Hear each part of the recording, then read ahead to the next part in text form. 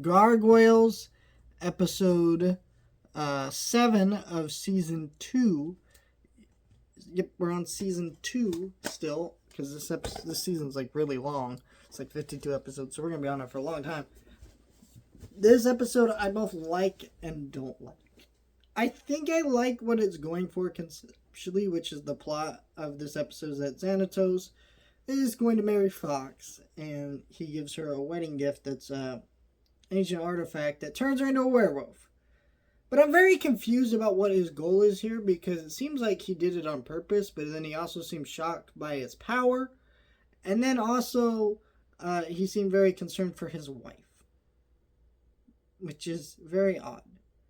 And so I'm like, Xanatos is the kind of guy that thinks several steps ahead, so I'm not really sure what he's going for here in this episode. And it seems like everything's planned out in his head, but not. So I'm just like very confused about what the episode was really going for with that plot line. But then the actual meaning of the episode, which is about love and what it means to love.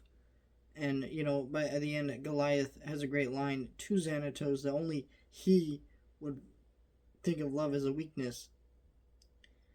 And that stuff is beautiful and powerful stuff, and I like that kind of moral and idea that's fleshed out in the episode. But most of the episode is this weird werewolf plot. And then they show Elisa and Goliath like flirting, and Goliath and Elisa have been hinted to have a relationship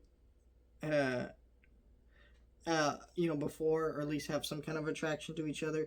But it's still kind of weird because, the part of Damona's tragedy to me, for one, is that we know that gargoyles tend to mate for life, and it's implied that she mated with Goliath for life. Well, not implied, it's basically outright stated. And Goliath loved her too, and so that's part of the tragedy of that story.